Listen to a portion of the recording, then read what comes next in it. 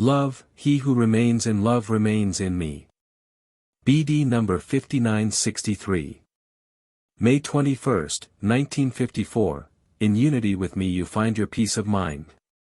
Your longing is satisfied as soon as you know yourselves to be as one with me, if you have united with me through love or heartfelt prayer sent to me in spirit and in truth.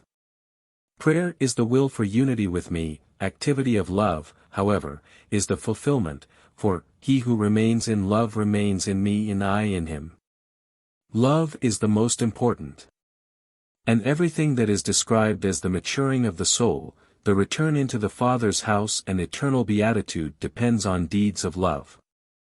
And if you always only keep these words in mind, he who remains in love remains in me and I in him, if you always only remember that I am love itself, then you will consider the fulfillment of my commandments of love to be the most important thing, and then you will endeavor to live a life of love in order to be thereby eternally united with me. Love is everything.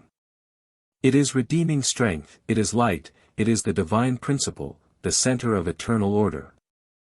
If a human being exists without love, then he has completely left this order, his thoughts and activity are completely in opposition to God, he is spiritually blind, that is, he is ignorant, and he is unredeemed in the hands of the adversary who wants to exclude him from all happiness.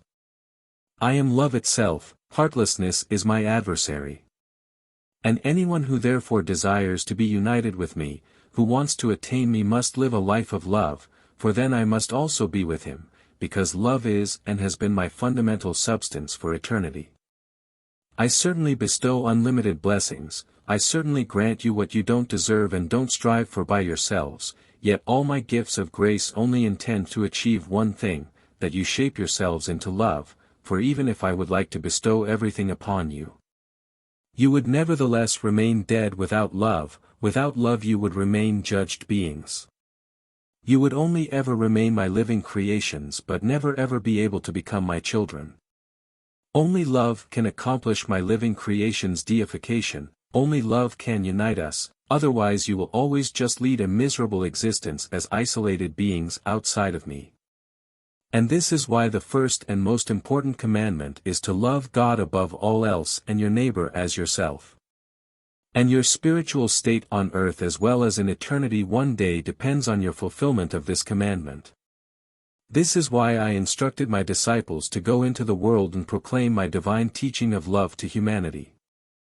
This is why I myself exemplified to people on earth a life of love and sealed my teaching of love with the death on the cross, which I suffered on behalf of my fellow human beings because of my greater than great love. Because I recognized their infinite hardship and wanted to help them. And as long as you humans ignore these commandments of mine, you will be unable to achieve beatitude, no matter how profoundly you humble yourselves in the dust before me, pleading for my mercy. My love for you cannot be exceeded any more, and I want to win all of you over for me, yet my bliss only consists of your reciprocated love, and you must grant this to me voluntarily. And your appeal for mercy has to be based on your desire for me because you love me, and because you realize how far away you still are from me. You must try to reach me, you must want to achieve unity with me, and therefore you must live a life of love yourselves, or unity will never be possible to achieve. Consider the fact that with every deed of love you draw the eternal love itself to yourselves. But that it cannot enter your hearts if they are still completely contradicting God's fundamental nature. You only unite with me through love, and that is what you ought to bear in mind and seek to fulfill the commandment of love as the most important.